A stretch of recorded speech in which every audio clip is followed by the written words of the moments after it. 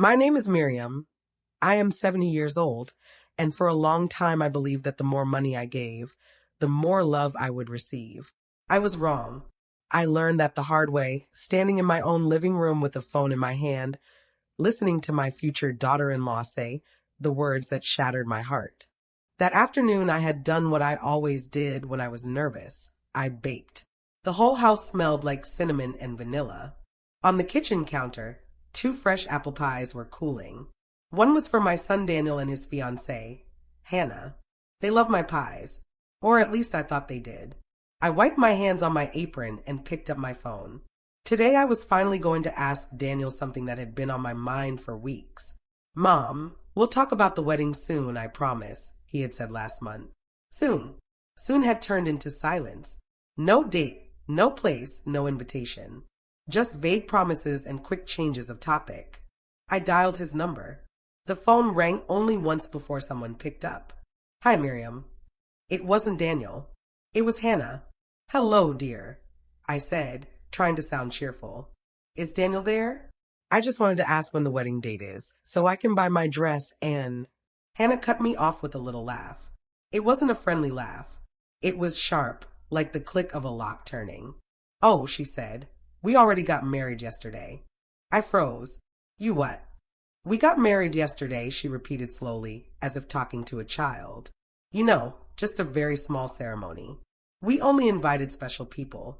Special people. I felt those two words inside my chest like ice. I who had paid their rent for almost 3 years.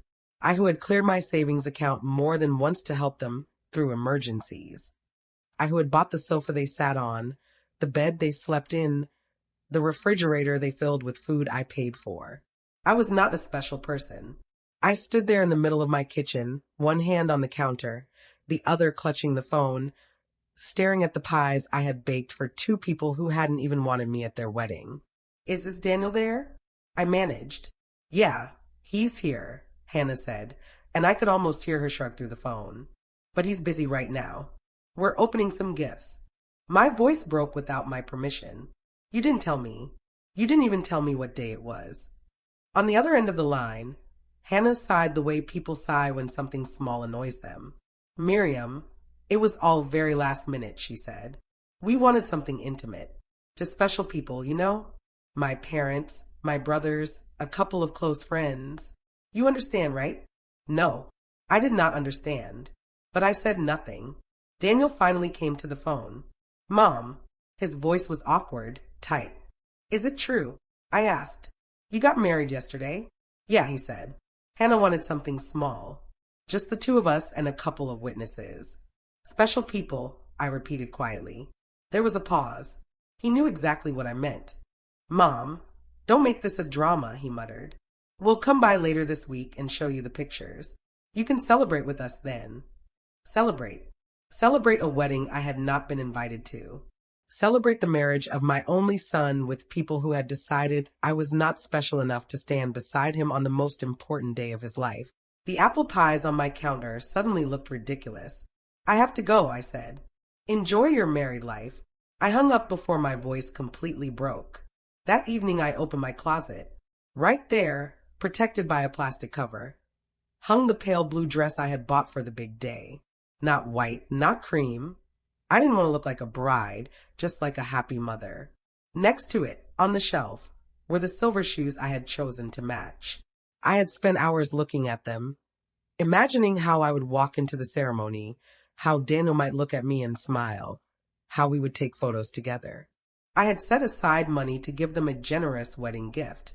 I had called my sister in another state to tell her how proud I was that my son was finally settling down. I had even scrubbed every corner of my little house, thinking, after the wedding, maybe they'll come here and we will have coffee. I'll bake something. We'll laugh. None of that would happen. I sat on the edge of my bed and pressed my knuckles to my mouth to stop the sound that wanted to escape my throat. It wasn't just crying, it was something raw, an animal pain. I didn't sleep that night. I kept seeing Hannah's face in my mind, her careless smile as she said, We only invited special people. A week passed. I avoided social media, but avoiding wasn't enough. One evening, My neighbor's teenage daughter came over to return a dish. I saw Daniel's wedding photos, she said. You looked so beautiful in. Oh, you weren't there? I forced a smile. No, dear. I wasn't. Later, when she left, I sat down in front of my old computer and opened the page I didn't want to open. There they were. Photo after photo of Daniel and Hannah. Hannah in a lace dress. Daniel in a suit I had helped him buy last year, when he said he needed it for interviews. Hannah's parents, smiling proudly. Her brothers, toasting with champagne. Friends, flowers, rings, cake. Everyone but me. The next day my phone rang. I saw Hannah's name on the screen. For a moment I thought maybe, just maybe, they had felt guilty. Maybe they wanted to say sorry. Maybe they wanted to explain. I answered. Hannah. Miriam, she said, her voice suddenly soft, almost shaky. I think you forgot. Forgot what? I asked. The rent, she said. The landlord is pressuring us. If we don't pay this week, he says he'll start the eviction process. You always send it by the 1st of the month. It's already the 5th. Could you please make the transfer today? We're really stressed. I closed my eyes. In that moment, I saw everything clearly, like someone had turned on the lights in a dark room. I saw myself rushing to the bank every month. I saw myself eating cheap food, so I could help them. I saw myself paying for their electricity, their groceries, their emergencies. I saw all the times I had hoped that this time, maybe they would invite me not as a wallet, but as a person. I took a breath.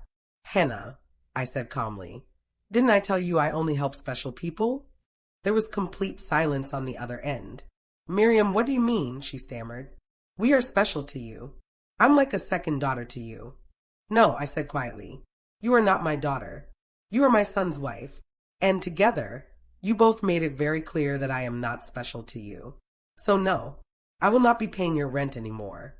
Miriam, she snapped, the sweetness disappearing from her voice. You can't do that. We're counting on you. Daniel just started his new job. We have bills. The landlord.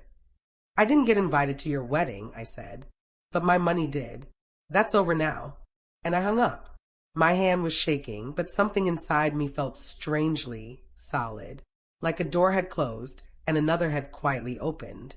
That night, I pulled out my old folders and bank statements.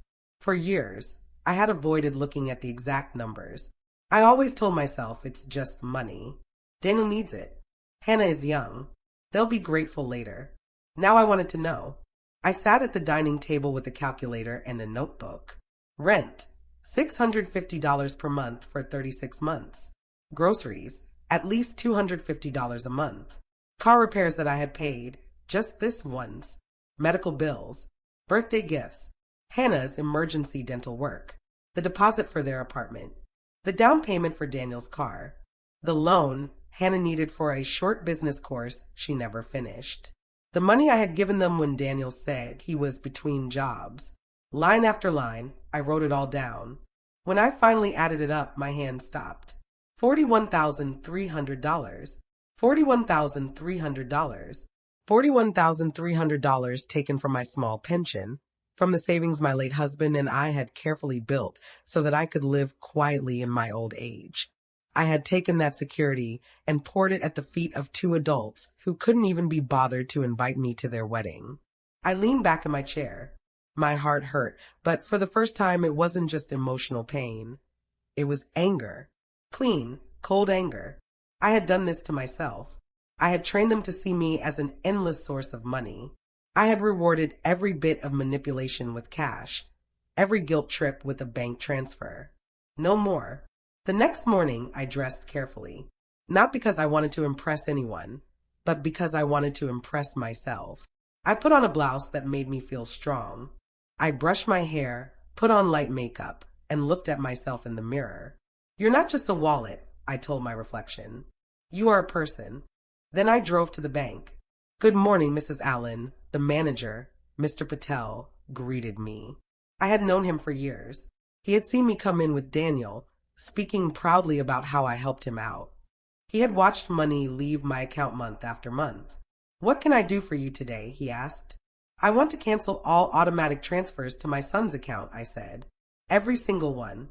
And I want to know what I can do to protect my accounts so that no one else can access them without my permission. He looked surprised. Are you sure? Yes, I said. Completely. He hesitated, then his voice softened. May I ask, did something happen? Yes, I replied, meeting his gaze. I finally woke up. He nodded slowly, respecting the answer. As he typed on his computer, my phone buzzed again and again in my handbag. I didn't even look at it. Done, Mr. Patel said after a few minutes. All standing orders have been canceled. I can also put a note on your account that no one is to be added as a joint user or given power of attorney without you physically present here with an ID. That would be perfect, I said. Then he did something small that touched me deeply. Mrs. Allen, he said, I've seen a lot of things in this bank over the years. Parents taking care of children, children taking care of parents. But I've also seen abuse. You are not the first person to come here like this. You are not alone. My eyes stung. Thank you, I whispered. I left the bank feeling lighter, as if I had taken a heavy coat off my shoulders. For the first time in years, my money belonged only to me. 2 days later, I came home from a grocery trip and saw something that made my heart stop. Daniel's car was parked in front of my house. So was Hannah's. There was also a third car, one I didn't recognize. Through the living room window, I could see shadows moving. They had keys. Of course they had keys. I had given them keys just in case. I took a deep breath, put my bags down on the porch, and opened the door. All three of them looked at me as if I were the intruder. Daniel was sitting on my sofa, elbows on his knees, fingers pressed to his temples. Hannah was walking up and down, frantic. On my dining table, there were papers spread out, and a man in a suit was going through them. My papers. My documents. Excuse me, I said, my voice steady. What are you doing in my house? Hannah rushed towards me with a too bright smile. Miriam, thank God you're here. We've been trying to reach you. This is Mr. Collins. He's a family lawyer. We're worried about you. Worried about me? I repeated. Daniel stood up. Mom, can we talk without you getting upset? We went to the bank and Mr. Patel told us you canceled all the transfers. You blocked our access. You don't answer our calls. We're concerned. Mr. Collins stepped forward, offering his hand. Mrs. Allen, nice to meet you. Your children asked me to come because they've noticed some concerning behavior and want to make sure you're legally protected. I didn't take his hand. Instead, I walked past him and began gathering my papers from the table. These are my private documents, I said. You have no right to look at them without my permission. Mom, Daniel said in a carefully calm voice, don't be dramatic. We're trying to help you. Hannah, and I think you might be overwhelmed, maybe lonely. At your age, it's normal to get confused about money and decisions. Confused. There it was. Hannah chimed in. Miriam, we love you. You know that. You've always been generous. But suddenly cutting us off? Installing cameras? Not answering our messages? That's not like you. We're scared you're not well. I stared at her. You are scared, I said quietly, because the money stopped. Mr. Collins cleared his throat. Mrs. Allen, no one here wants to fight. Your children simply asked me to prepare some documents that would allow them to help you manage your finances. Just a temporary power of attorney. To protect you. I looked at the folder on the table. You want me to sign my money over to the same two people who didn't invite me to their wedding, I said. Daniel winced. Mom, that again? It was Hannah's idea to keep it small. Hannah snapped. We already told you it was an intimate ceremony. You're making it about yourself.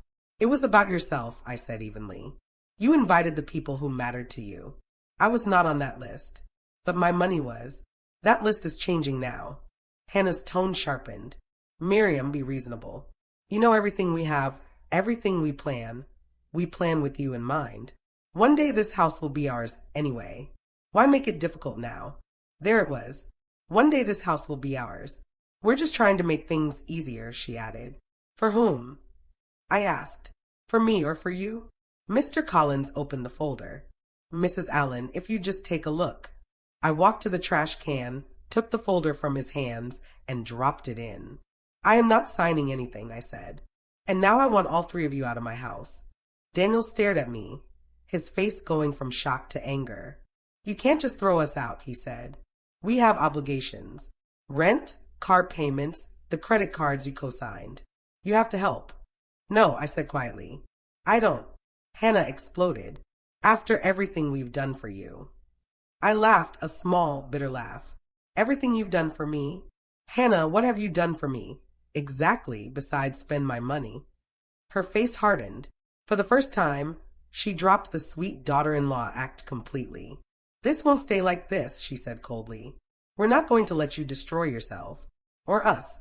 If we have to get a judge involved, we will. Do what you want, I replied. But do it from outside my house. Mr. Collins gathered his briefcase, annoyed. Mrs. Allen, this attitude may not work in your favor later. The court doesn't look kindly on elderly people who refuse help.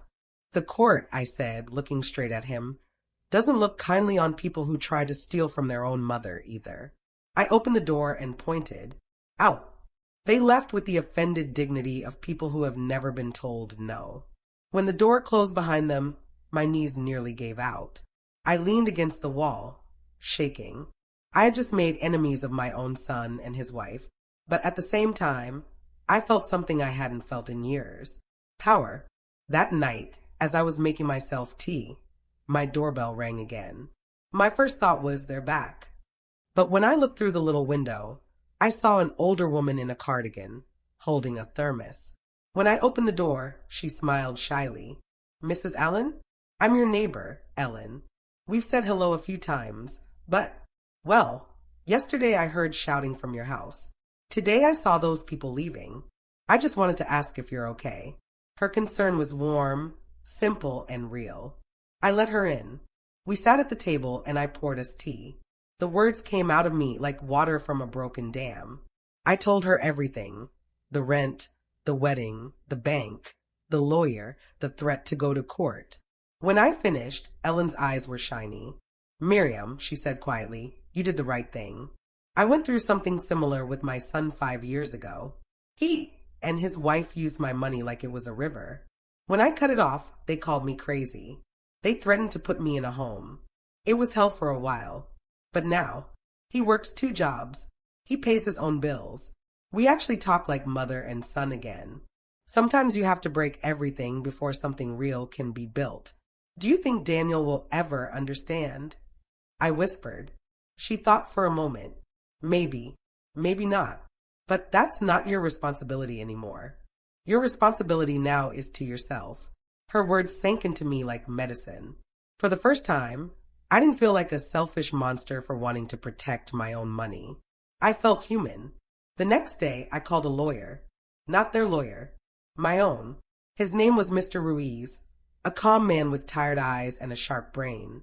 I had used his services once years ago when my husband died, and I needed help with the will. I told him everything.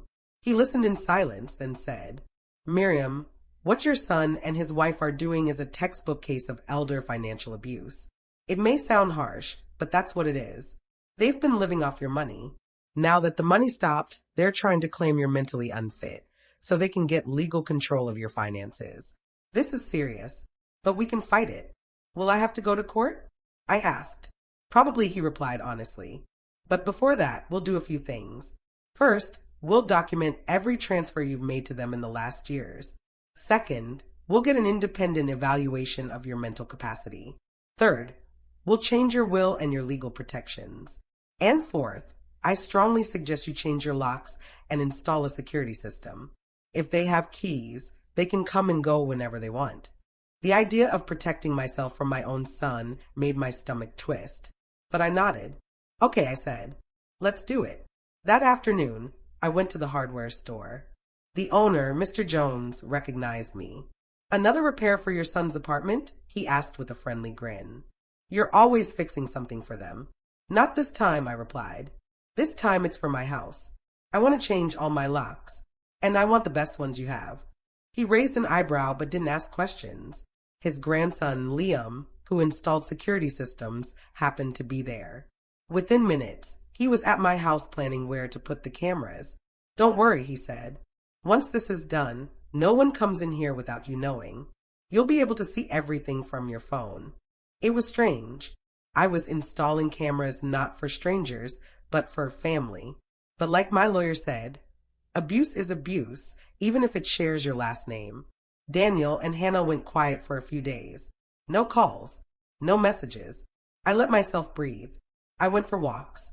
I visited my husband's grave for the first time in a long time. I called my sister in Florida and admitted to her, with burning shame, how much money I had given Daniel. I knew it, she said gently. Every time you talked about him, it was about what you had paid, not about what he had done for you. I wanted to say something, but I didn't want to hurt you. I feel so foolish, I whispered. You were not foolish, she replied. You were a mother. You just forgot that motherhood does not mean slavery. A few days later, my doorbell rang. On the camera screen, I saw a woman in a smart jacket, holding a folder and an ID card. I opened the door. Good morning, Mrs. Miriam Allen, she said. My name is Rachel. I'm a social worker from Adult Protective Services. We received a report that you might be in a high-risk situation, and we're here to do a wellness check. My heart dropped. From whom?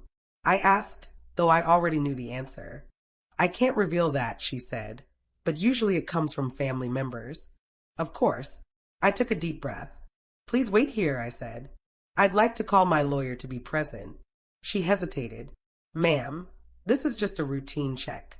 And I'm just a routine elderly woman who is already being threatened with legal action by her own son, I said. So I'd like my lawyer here. 20 minutes later, Mr. Ruiz arrived. The social worker's posture changed immediately when she realized I wasn't some confused old lady alone. She asked me questions. Do I manage my own finances? Yes. Do I know today's date? Yes. Can I explain why I canceled the transfers? I did, in detail. Do I cook, clean, care for myself? She could see the answer with her own eyes.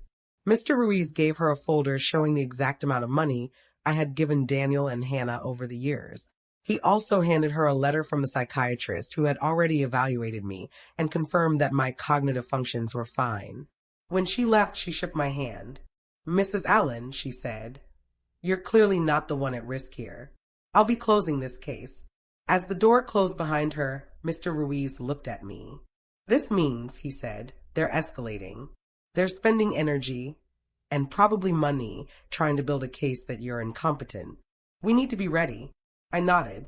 Inside, a strange mixture of fear and strength swirled together. They were not going to stop easily, but neither was I.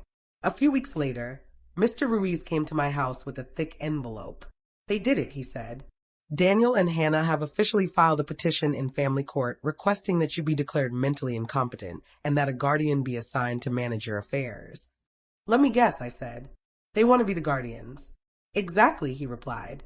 They've attached statements from a neighbor, from a doctor who hasn't seen you in years, and from themselves. They claim you're paranoid, that you're isolating yourself, that you're making irrational financial decisions by cutting them off. I swallowed hard. Can they win? I asked. If we do nothing, maybe, he said honestly. If we prepare well, no. We have the psychiatric evaluation. We have all your bank records, which show smart, careful management except for your extreme generosity toward them.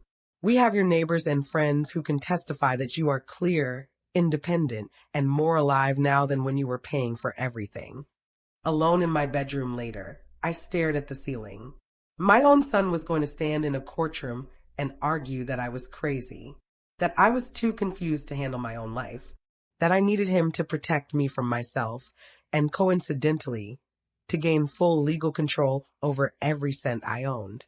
Something inside me broke, not the soft thing that cries, something harder, something that said, no one is taking my life away from me, not anymore. On the morning of the hearing, I dressed in a simple black suit that had been hanging in my closet for years. I brushed my hair, put on pearl earrings, and looked at myself in the mirror. I am not your victim, I told my reflection. I am your mother. You just forgot what that means. At the courthouse, I saw them. Daniel, in a new suit that I thankfully had not paid for. Hannah, in a dark dress, eyes red as if she had been crying or practicing. Their lawyer was an older man with a smooth voice and a practiced, sad expression. The judge, a man in his 60s with kind but serious eyes, entered. The lawyer for my son started. He painted a picture of a poor, confused, lonely old woman, me, manipulated by outsiders and new friends who suddenly turn against her loving family. He spoke about my sudden paranoia, my irrational money decisions, my refusal of help. Then it was their turn to testify.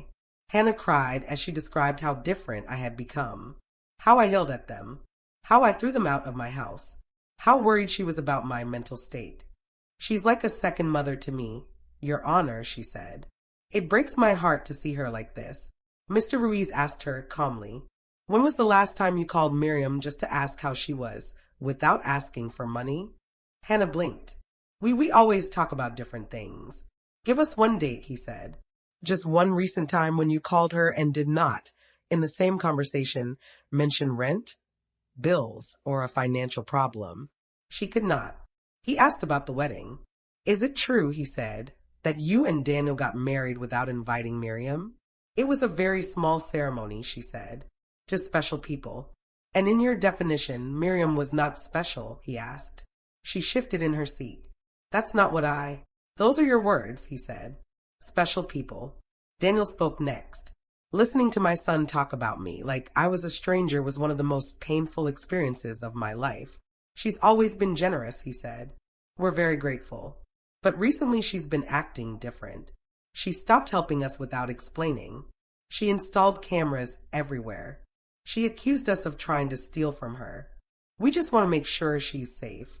Mr. Ruiz asked him, how much money has your mother given you in the last 3 to 4 years? Daniel shrugged. I don't know. She wanted to help. $41,300, Mr. Ruiz said, holding up the bank statements. Does that sound about right? Daniel shifted. Maybe. I never counted. Of that money, Mr. Ruiz continued, how much did you insist on refusing? How many times did you say, no, Mom? Keep it for your retirement? Silence. How many times, Mr. Ruiz went on, did you visit her without asking for money? How many days did you come just to see how she was doing, to bring her groceries, to fix something in her house? Daniel stared at the floor. When it was our turn, my witnesses were very different. Ellen spoke about how she had seen me grow stronger and clearer since I stopped paying. Liam from the hardware store explained how I had carefully researched prices and made rational decisions about the security system. Mr. Patel from the bank described my visits, my lucidity, my understanding of financial matters. Then Dr. Hayes, the psychiatrist, presented my evaluation, showing that my cognitive abilities were not only normal, but above average for my age. Finally, it was my turn to speak. I walked carefully to the witness stand, placed my hand on the Bible, and promised to tell the truth. Mrs. Allen, Mr. Ruiz said, why did you stop giving money to your son and daughter-in-law? Because I realized, I said, my voice soft but clear, that they were not loving me. They were renting me. As long as the money flowed, I was useful. The moment I became a person with needs and limits, I became a problem. Do you understand the financial consequences of your decision? He asked. Yes. I know Daniel and Hannah may have to move to a smaller apartment. I know they may have to work more, give up some comforts, but they are in their 30s. They are healthy. They can work. I am 70. I do not have the same possibilities. I also know that if I continue like before, I will end my life with nothing, financially and emotionally. Do you believe you need someone to manage your money for you? He asked. No, I answered. I have managed my life and my finances for decades. I worked, I paid my bills, I raised my son, I buried my husband. The only irrational thing I have done is to keep giving money to 2 adults who treated me like an ATM. Stopping that is not confusion. It is clarity. Daniel's lawyer tried to confuse me, asking tricky questions, trying to catch me in contradictions. He failed. I remembered dates, numbers, details. I spoke calmly about transfers, rent, medical bills. The judge watched me with a thoughtful expression. At the end, both lawyers gave their closing arguments.